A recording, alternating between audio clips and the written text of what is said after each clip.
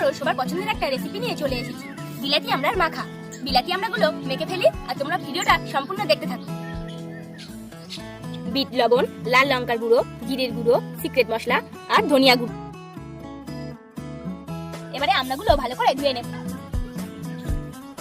আমড়াগুলো প্রথমে ভালো করে ছাড়িয়ে নিয়ে তারপর পিস পিস করে কেটে নেব।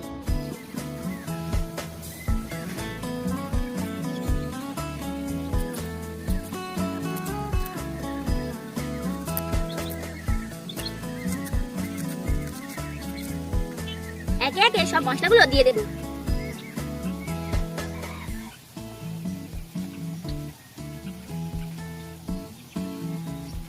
এবারে সবগুলো ভালো করে মাখিয়ে নেব।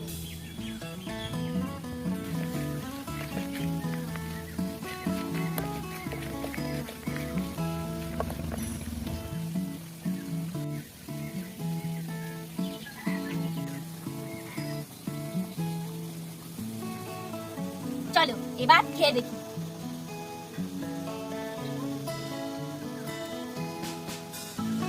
সত্যি খুব সুন্দর হয়েছে, কিন্তু তোমরাও ট্রাই করে দেখতে পারো। আর কেমন হয়েছে আমাদেরকে কমেন্টে জানাবে। টাটা।